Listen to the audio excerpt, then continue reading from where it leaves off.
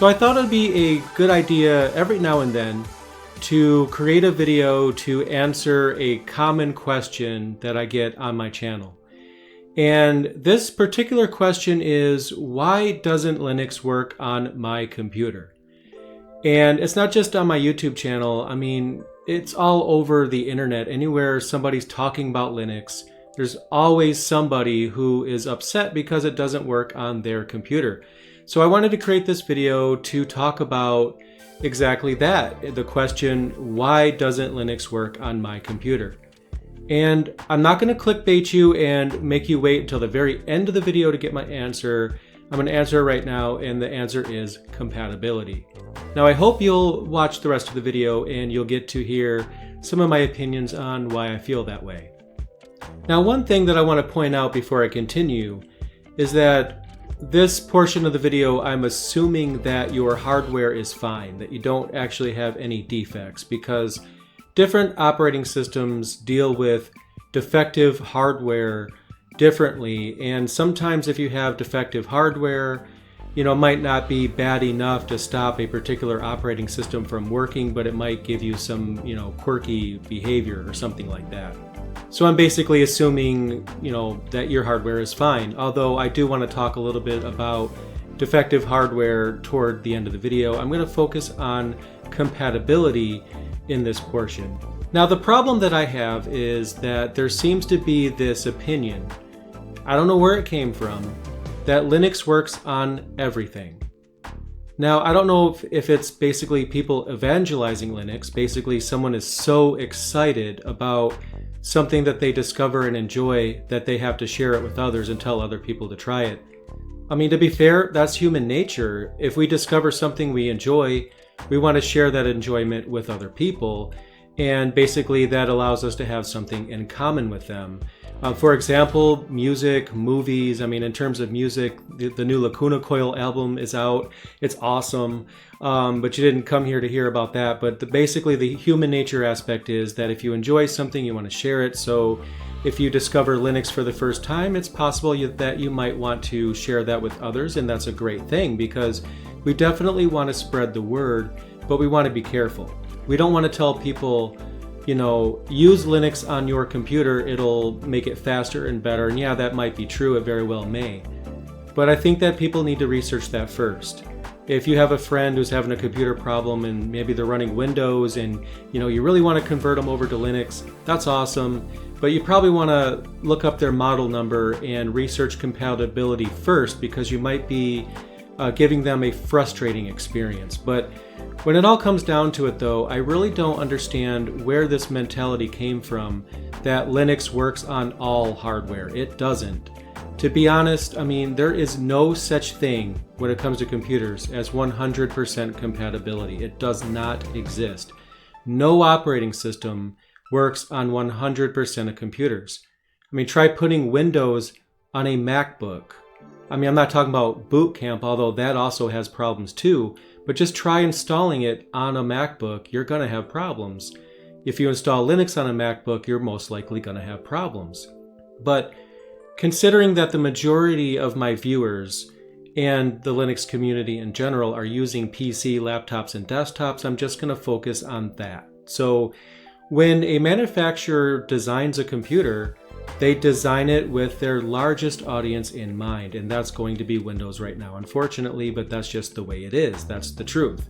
So they really don't have any reason to test their hardware on Linux to make sure that it works.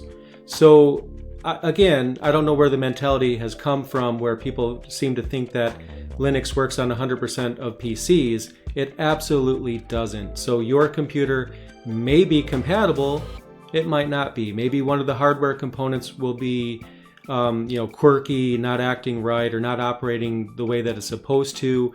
Maybe you'll have a great experience. It's really like rolling the dice. You don't really know what you're going to get when you try this, because it might work very well and then it might not work at all.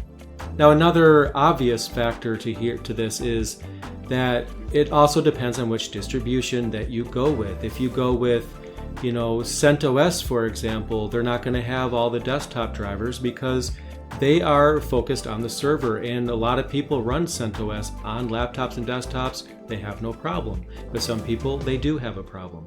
The same thing with Debian. Debian stable, the normal download that you get when you download Debian, doesn't include a lot of drivers in there.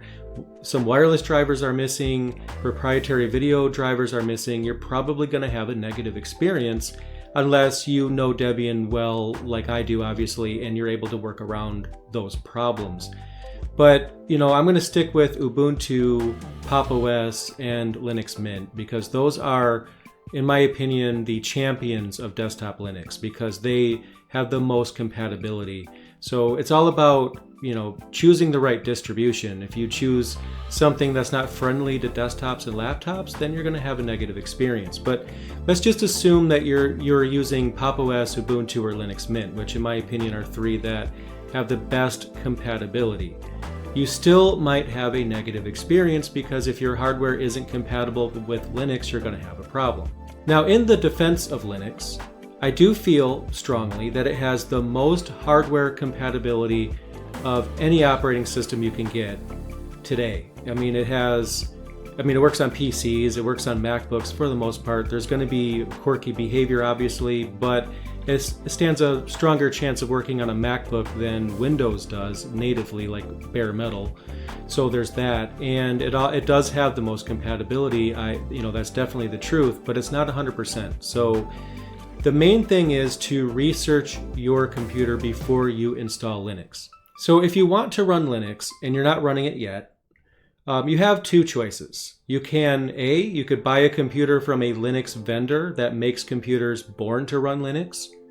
Or B, if you don't want to spend the money for a brand new computer, you could go on eBay and find a pretty cheap computer. Honestly, you could get a decent computer for $250 US. There's ThinkPads and Latitudes. Those are great models to go with. But if you want a brand new computer and you want to run Linux, I always recommend something like this. This is a System 76 Galago Pro. Computers made by System 76 are made with Linux in mind first. So Linux is a first-class citizen with System 76. They're not going to sell you something that isn't compatible with Linux. But there is one disclaimer. If there is any form of hardware that's not Linux compatible itself, they will write the drivers to make that happen. So a very common thing is actually most of their models now have backlit keyboards where you can actually change the color of the backlight on the keyboard, which is awesome. But your ability to do that depends on if the driver is installed, and it's not part of Linux natively. But what they do is they make a repository software available that you can then install to get that support, but you're going to need to run a Ubuntu-based distribution. I don't remember if it works on Debian, but you at least need to run Ubuntu or Pop! OS to have those drivers installed. So that is one thing that might possibly be a problem. Again, there's no such thing as 100% compatibility. Now, this particular model right here has no proprietary drivers needed whatsoever. Again, this is the Galago Pro. I basically have tried every distribution within probably the top 10 or top 5 of DistroWatch on this machine, and it works just fine. The only exception might be with Debian. You have to go through an extra or jump through an extra hoop to get the wireless drivers installed. That's a Debian problem, not anything about the laptop. But honestly, every laptop I've used works well on this. I also have a System 76 Lemur. They don't sell that one anymore. It's about 3 years old. I use that for a lot of my videos when I'm doing reviews of distributions. I like using that one because it's older, so I get a better feel for how fast the distribution is if I'm using it on older hardware, because it's harder for it to run, so that's a benefit. And again, Linux runs fine on that as well.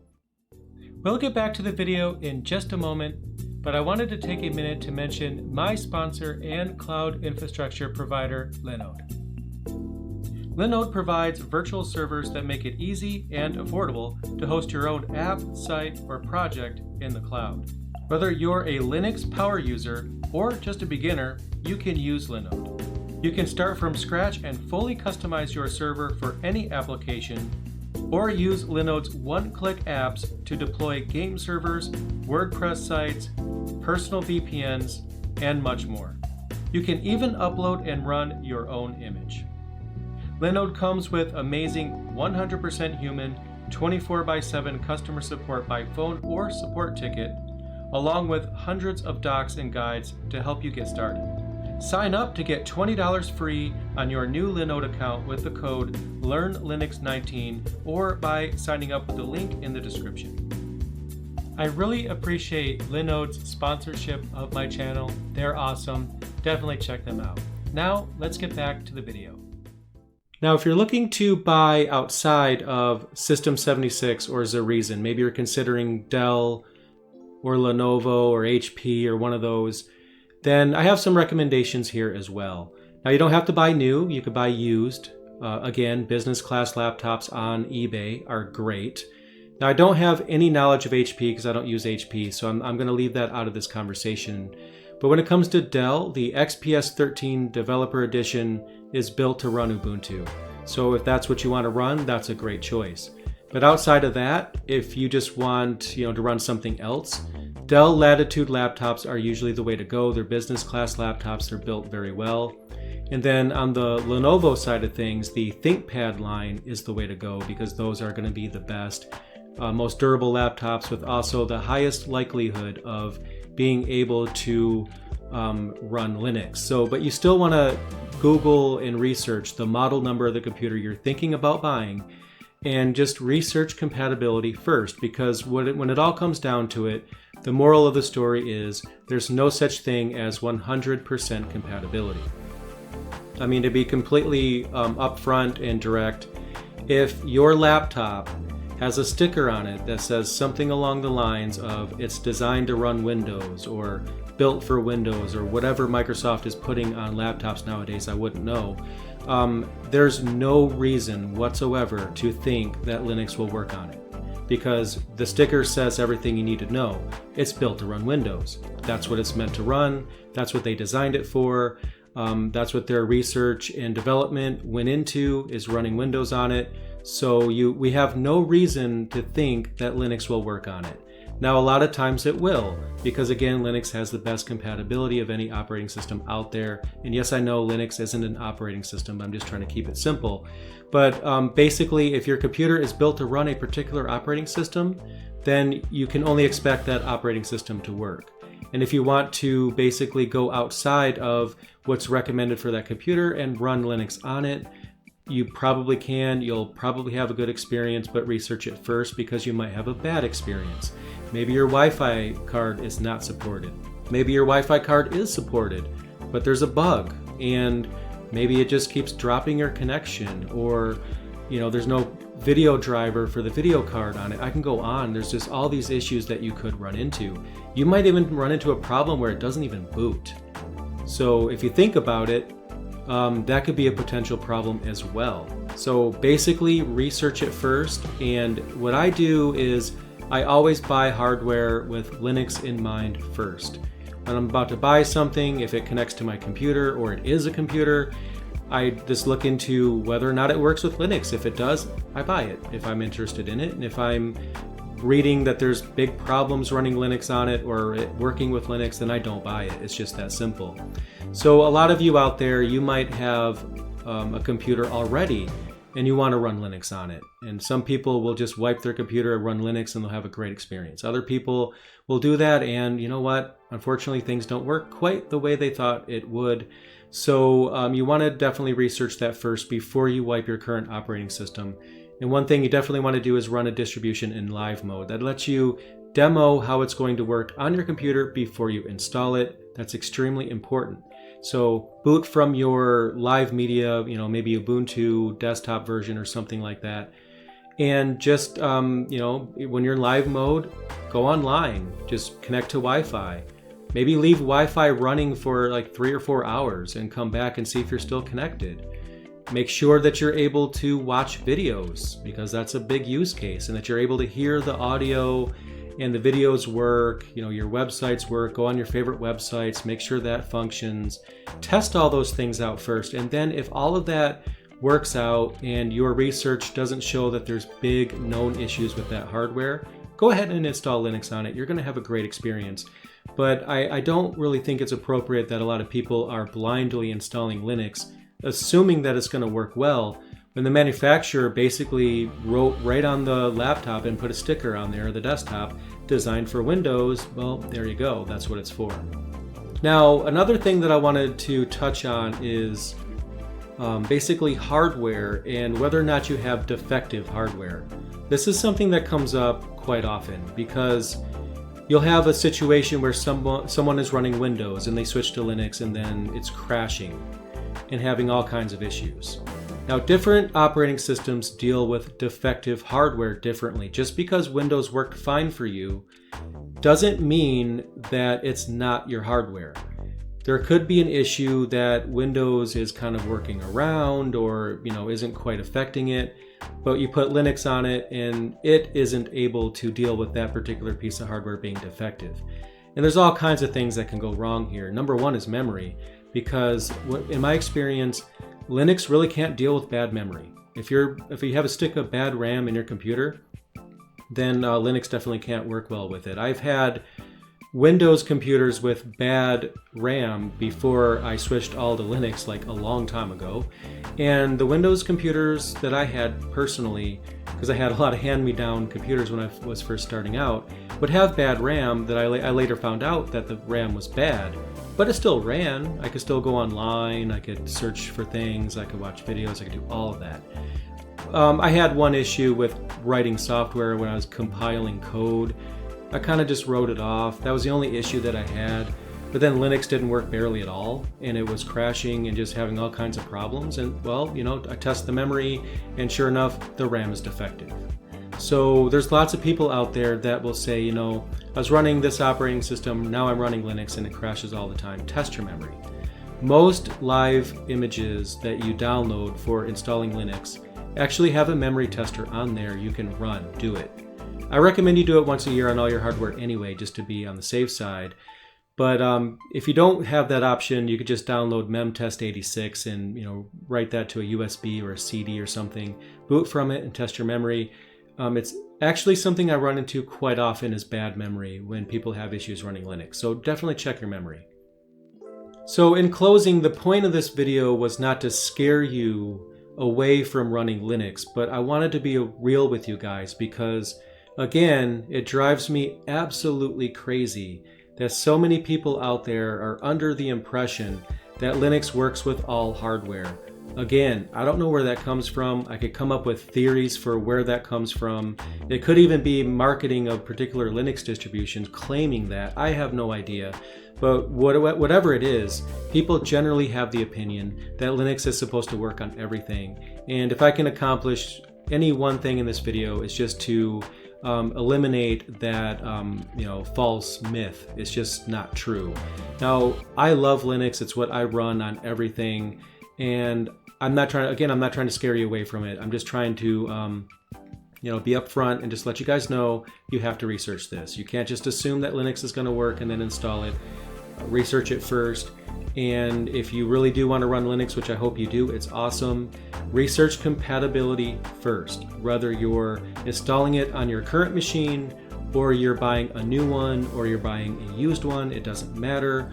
You need to research that first. Now, another thing that I'd like to mention is a few models off the top of my head randomly that have worked well for me.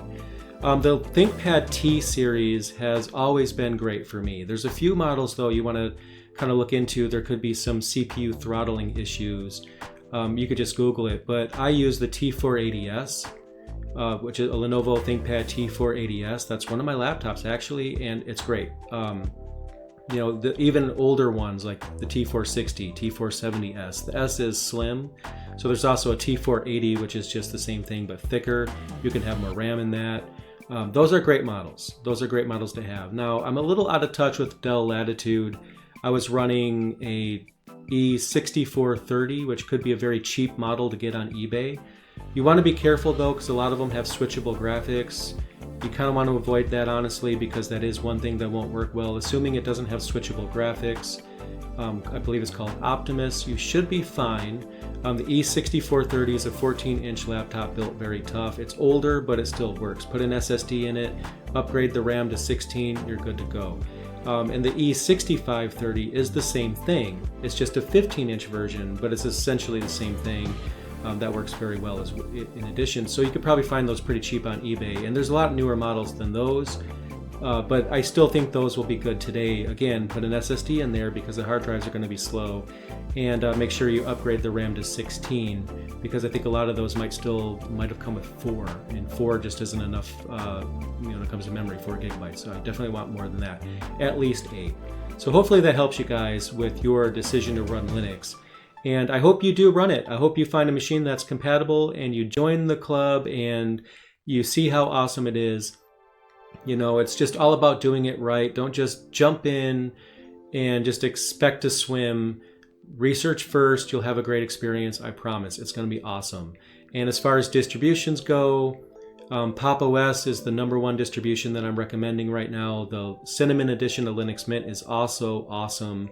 And then there's Ubuntu, which is very widely supported. That could be something you can consider as well. So I hope that was helpful for you guys, and let me know what you think in the comments below, and I will see you in the next video. Thanks for checking out my video. I really appreciate it. If you found it useful, click that like button, and if you haven't already done so, make sure you subscribe so you'll see the latest content as soon as it becomes available. If you want to help me out, there's links down below for my Patreon page, as well as links for purchasing my Linux books, and also my affiliate store, which has a listing of Linux compatible hardware that I've actually tested personally. Thanks again for watching, and I'll see you in the next video.